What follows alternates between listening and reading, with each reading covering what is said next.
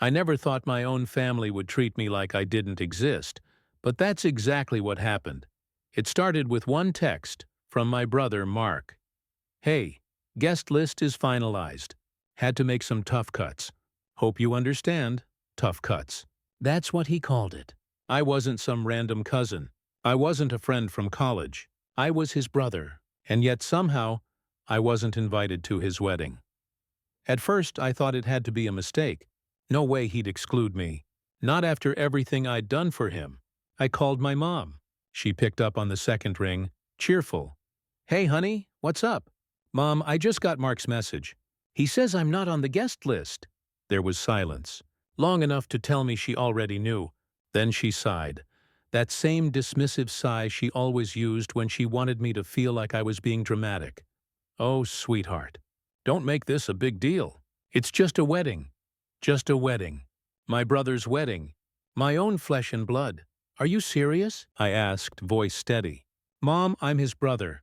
How am I not invited? She clucked her tongue. It's not personal. They had to keep it small. Small? I snapped. He invited 200 people. I just saw the post. But not me? She chuckled awkwardly. Well, maybe they assumed you wouldn't mind missing this one. Wouldn't mind. I'd been there for Mark through everything. Helped him move 3 times. Lent him money when he was broke. Covered his car payment once, but apparently I wasn't worth a seat at his wedding. Something in me broke. Normally I'd swallow it, let it slide, because that's what I always did. But not this time. If they didn't think I mattered enough to be there, then I wasn't going to pretend I did. So I opened my laptop. If I wasn't going to his wedding, I was going to do something better. I booked a first-class ticket to Italy. 5-star hotel, balcony view of the sea, spa access, private tours. A trip I'd always told myself was too expensive. Not anymore. This was about making a point. On the day of the wedding, while my family posed for photos, I was already sipping champagne at 30,000 feet. I posted a picture, legs stretched out, glass in hand. Caption: Guess I didn't make the guest list, but I think I'll survive. The reactions poured in. Cousins sent laughing emojis. Old friends commented, "Living the dream." My aunt wrote, "Good for you." And then came my mom. Text after text. Where are you? You're seriously missing your brother's wedding? Stop being petty. Petty? No. This was the first time in my life I wasn't letting them treat me like a doormat. I sent her a photo of the ocean from my balcony. Caption: Best decision I ever made. Then I turned off my phone. For the first time in years, I put myself first, and it felt incredible. The next day, as I lounged at a cafe overlooking the Amalfi Coast, I finally turned my phone back on. The screen lit up like fireworks. Missed calls, voicemails, messages from everyone. Mom, Dad, even Mark. The first voicemail was from my mom, frantic. Your brother needs you. Something happened. Call me now, I laughed. Something happened? Not my problem. Then a text from my cousin. Bro, you won't believe this. The wedding fell apart. I leaned back in my chair, sipping my espresso, and scrolled. Message after message. The groom had a meltdown. Mark and his fiancée got into a huge fight during the reception. He stormed out. Family chaos. Guests whispering. Grandma crying. The whole thing turned into a disaster. And suddenly, I was the person everyone wanted. The same person they cut out. Emily, my sister-in-law, texted, "Please, I need you. Call me." I smirked and typed back, "Sorry, I'm too busy overreacting." Then I blocked her. Blocked Mom. Blocked Mark. While they scrambled, I ordered another drink. Watched the sun set over the water. Let them feel what I had felt. Unwanted. Forgotten. Left out. The difference? I wasn't crying in a ruined wedding hall. I was in paradise. And for the first time, I didn't care if they ever understood. They made their choice. And I made mine. I never thought I'd be excluded from my own sister's wedding. But life has a way of showing you exactly where you stand in your family. It started with that text message. Hey, the guest list is finalized. We had to make some tough cuts. Hope you understand. Love you. Tough cuts. I read those words over and over like they were some kind of sick joke. I wasn't a distant cousin. I wasn't some friend from years ago. I was her brother, her only brother, and she cut me like I was a stranger. I kept staring at my phone, waiting for her to follow it up with, "Just kidding," or, "Of course you're invited." But nothing came. Just silence. My chest tightened. It felt like betrayal wrapped in politeness. I called my mom, and when she answered, her voice was bright, almost cheerful, like nothing was wrong. I told her about the text, and she sighed that sigh she always used whenever she wanted me to feel small, unreasonable. "Oh, honey, it's just a wedding. Don't make a big deal out of this. Just a wedding." I said, "Mom, I'm her brother. How am I not invited?" She clicked her tongue like I was being dramatic.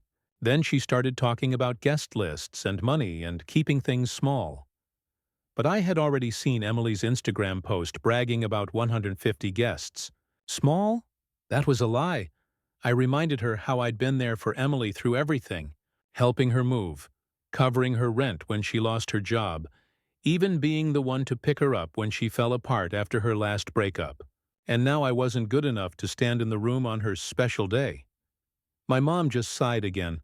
"Stop being dramatic. It's just one day. You're overreacting." Overreacting. That word burned into me, like my feelings didn't matter, like I was disposable. And for the first time in my life, I decided I wasn't going to swallow it. I wasn't going to let them toss me aside and then expect me to show up later like their backup plan. I hung up, opened my laptop, and started booking a trip. If I wasn't welcome at her wedding, then I was going to be somewhere better. Somewhere beautiful. Somewhere I wasn't just an afterthought. It felt almost rebellious clicking through flights and resorts. I picked the Caribbean. 5-star ocean view suite, private beach, spa. I'd always told myself trips like that were too expensive, but this time I didn't care. This wasn't just a vacation. This was my statement. If I wasn't family enough for them, then they didn't get me at all. The day of her wedding, I wasn't sitting at home sulking. I was already on a plane sipping champagne in first class. I stretched out my legs, snapped a picture, and posted it with the caption, "Guess I got cut from the guest list, but I think I'll survive." The reactions came fast. Cousins laughed and aunt commented, "Good for you, take me with you next time." And then the messages from my mom started rolling in. "Where are you? You're seriously missing your sister's wedding over this? You're being petty." Petty. That word almost made me laugh. Petty was her way of saying, "Stop standing up for yourself." So I sent her a picture of the beach, the waves, the clear blue water, and captioned it, "Perfect view." Then I turned off my phone. For the first time in years, I wasn't letting them guilt me.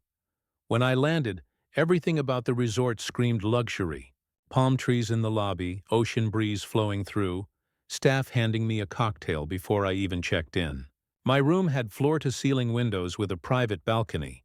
I stepped out, looked at the ocean, and thought, yeah, this is way better than a wedding where I wasn't even wanted. And I leaned into it. Room service in the morning with pancakes, fresh fruit, the best coffee I'd ever had. Afternoons by the infinity pool with a martini in hand. No obligations, no family drama, just me, sunshine, and silence. I posted another picture. When one door closes, another opens, preferably to a beachside suite with unlimited margaritas. I knew they'd see it. I wanted them to. Let them taste what being excluded feels like. And then, right as the sun was setting, my phone started blowing up. At first I ignored it. I figured it was more comments. But when I glanced, I saw names. Mom, Emily, cousins, even Uncle Rob. Call after call. Text after text. And then I opened the first one. "Call me." "It's an emergency." I raised an eyebrow. "An emergency? At the wedding?" Another message popped up. "Dude, you're not gonna believe this." Then another. "Bro, the groom left." I almost dropped my drink. I scrolled faster. Message after message describing chaos. Emily and the groom got into a huge fight during the reception. He stormed out. Uncle Rob and my dad got into a screaming match. Grandma cried. The bar closed early. The whole wedding collapsed. And then Emily herself texted me, Please answer. I need you. Oh, now I was important. Now I mattered. The same sister who cut me out suddenly wanted me to fix her mess. I typed back, sorry, I'm a little busy enjoying my overreaction. Hope the wedding was fun. Then I blocked her. Blocked Mom. Blocked everyone. I leaned back, ordered another drink, and smiled. I leaned back in the lounge chair, waves rolling in, cocktail in my hand, and I thought about how perfectly poetic this was. My sister excluded me from her wedding.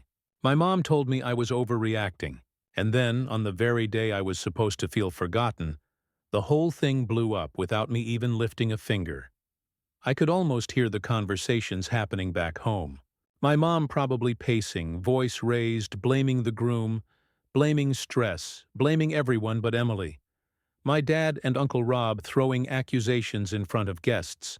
Emily crying, mascara running, phone clutched in her hand as she begged me to fix everything. The same me she didn't want in the first place. I smirked. No thanks. The next morning I woke up to the sound of waves instead of guilt. Sunshine pouring in, room service knocking at the door, pancakes, fresh fruit, perfect coffee. I sat on the balcony, robe on, breakfast spread out in front of me, and I pulled up my phone just to see the wreckage. Voicemails, texts, missed calls. 20, 30 more. Even numbers I didn't recognize. I pressed play on one voicemail. My mom's frantic voice. I don't know what you think you're doing, but this is not the time for one of your tantrums. Your sister is devastated. This family needs to stick together. Delete. Next one. Emily sobbing. You're my brother. I need you. Please just call me back. Delete. Another. This time Jake whispering like he was hiding in a closet. Dude, Mom and Aunt Lisa are planning to show up at your apartment when you get back. Also, Grandma keeps saying the wedding was cursed because you weren't there. It's hilarious. That one I saved. I leaned back in my chair and laughed. They cut me out, then blamed me for not being there to save them. Typical. Later that day, cousin Melissa messaged me.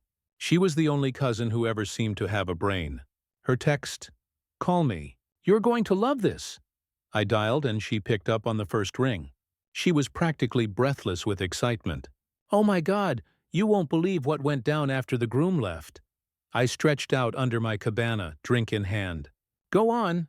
Melissa told me Emily had a full meltdown. Not just crying, screaming, throwing things, lashing out at bridesmaids. At one point, she hurled her bouquet across the room. My mom tried to calm her down, but Aunt Lisa muttered something about how this could have been avoided if he had been here. I froze. Wait, what? Melissa laughed. Yep. She said you've always been the one to talk sense into Emily when she spirals. That if you were there, you would have fixed it. You would have kept the groom from leaving. I couldn't help it. I laughed so hard I nearly spilled my drink. So let me get this straight. I wasn't good enough to be invited. But now it's my fault the wedding collapsed because I wasn't there to babysit her. Exactly, Melissa said. And then your mom snapped at Aunt Lisa. They started fighting. Grandma stepped in. And this is the best part, Grandma told Emily, in front of everyone. If you had treated your brother better, you wouldn't be alone in your wedding dress right now. I sat there grinning, soaking it in. That was the kind of justice I didn't even have to plan. Karma had handled everything.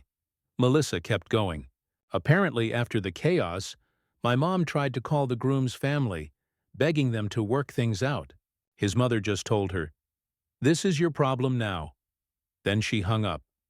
By the time Melissa finished, I was laughing so hard my stomach hurt. You know what the best part is? I said, What? I don't care. Melissa laughed too. Honestly, you shouldn't. I just thought you'd like to know karma showed up. After I hung up, I sat there staring at the ocean, drink in hand, feeling lighter than I had in years.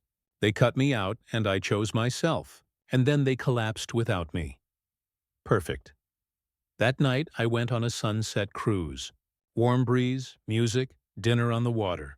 I watched the horizon turn gold, then pink, then dark, and I toasted quietly to myself.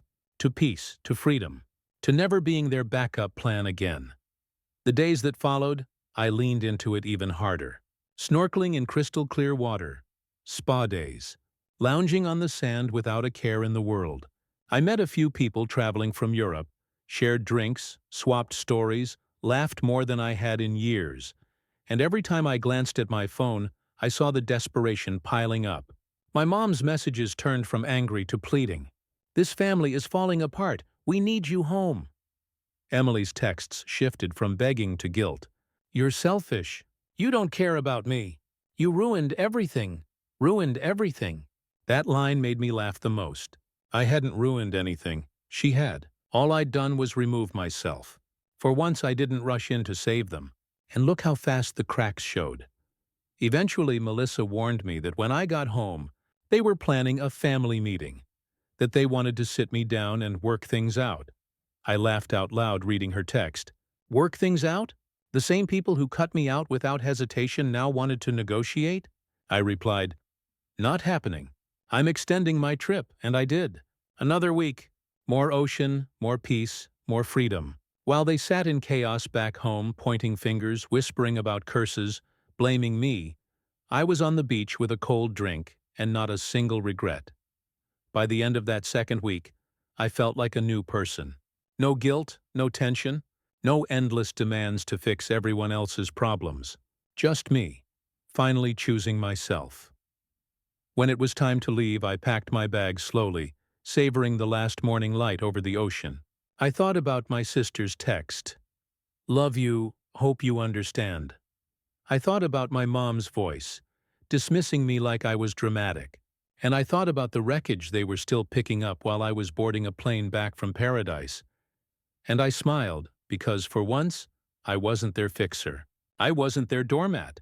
I wasn't the one cleaning up their mess. I was just me, living my life, finally free. And that was the best revenge of all. When I landed back home, I half expected to see someone waiting at the airport. But no one was there. Just a flood of new texts. My mom again. "Call me the second you're home." Emily. "We need to talk. Please don't shut me out." Even my dad, who rarely texted, just sent, "Family dinner? Sunday? Be there?" I ignored all of it.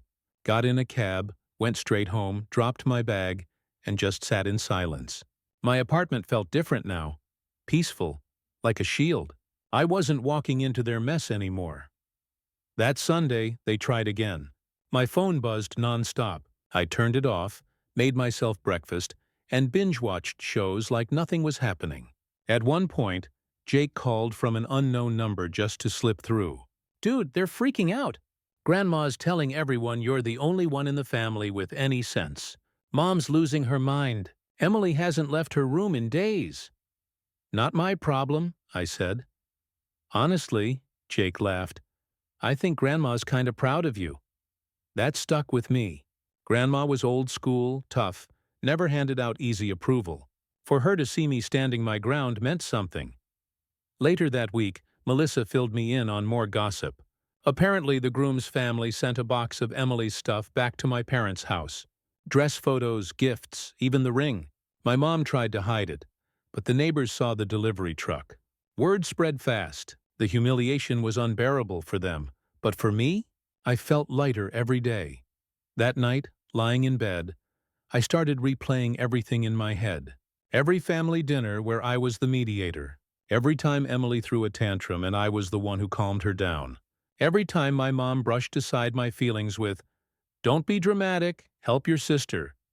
It hit me all at once. They never saw me as my own person. I was just a tool. And when I stopped playing that role, their whole system collapsed. Over the next few weeks, things got weirder. My mom showed up at my apartment unannounced. I didn't answer the door. She knocked, called my name, even tried the handle. I sat on the couch, lights off, silent. Eventually she left. 10 minutes later, I got a text. "I raised you better than this." I stared at it, smirked, and didn't reply. Emily tried next. She emailed me. Long paragraphs about how she was sorry if she hurt me, but also how I had abandoned her when she needed me most. Classic half-apology. I deleted it without finishing. The only person I kept in touch with was Melissa. She kept me updated like she was reporting from the battlefield. Apparently, my mom and Aunt Lisa weren't speaking anymore because of the fight at the wedding. My dad stopped going to church because people whispered about Emily's failed marriage. Emily herself barely left the house. And me? I was thriving. Work was good. My boss noticed my focus. I started hitting the gym again, and for the first time in years, I felt like I had control of my own life. Then came the final straw. A month later, they set up a family intervention. I only found out because Melissa warned me. They wanted me to come to Grandma's house, where everyone would be waiting, ready to guilt me back into the role of fixer. I laughed when Melissa told me, "Let them wait. I'm not showing up," and I didn't. That Sunday, while they all sat in Grandma's living room glaring at an empty chair, I was across town at a rooftop bar with friends, sipping whiskey and watching the sunset. Melissa later told me the meeting ended in shouting. Grandma tore into my mom, saying she drove both her kids apart. Emily cried, blamed me, and stormed out. My dad just sat there silent, like he finally realized he couldn't control any of it. When I heard that, I knew I had won. Not by fighting, not by screaming, just by stepping back, by choosing myself. The next time I saw my mom was months later. I ran into her at the grocery store. She looked older, tired, like life had wrung her out. She forced a smile and said, "It's been a while." "Yeah," I said calmly. "It has." She wanted to talk, but I didn't let her. I just nodded, paid for my stuff, and walked out. For the first time in my life, I wasn't weighed down by her disappointment, and it felt incredible. Emily? She still tries sometimes. Random texts, "Hope you're doing okay," or "Miss you." But it's never about me, always fishing for sympathy, for me to cave, for me to step back into that role. I don't reply. Silence is my answer. Because the truth is, I finally realized my worth wasn't in fixing everyone else's chaos. It was in walking away. And every time I think about that wedding, her big day crumbling without me, my mom's frantic calls, Grandma calling it karma, I smile. That was my revenge. Quiet, simple, complete. Weeks turned into months. The calls slowed down. The messages thinned out. At first they tried every trick. Guilt, anger, manipulation. When none of it worked, they just stopped. But silence didn't mean peace. It meant they were busy unraveling. Melissa kept me updated quietly. She said Emily was still spiraling. She spent thousands redecorating her room like nothing happened. Posted old pictures on Instagram pretending she was happy. Deleted comments whenever someone mentioned the wedding. Eventually, she just stopped posting. At family dinners, no one talked about her. It was like she was a ghost sitting at the table. My mom still defended her, saying she just needs time, but Grandma shut that down. "Time won't fix spoiled," she said one night loud enough for everyone to hear. Grandma didn't care about filters. She told the truth raw, the way no one else dared. She pulled Melissa aside once and said, "That boy's the only one in this family with sense. Everyone else is blind," Melissa told me, and I won't lie. I felt proud. One night I got a text from Jake. "Bro, you're officially the villain. Mom keeps saying you cursed the wedding. Emily says you ruined her life." Dad just shakes his head like he's too tired to deal with any of it. "Honestly, it's hilarious." I didn't even reply because I knew the truth. I didn't ruin her life. She did. I just stopped saving her from herself. Months later, Melissa invited me to dinner.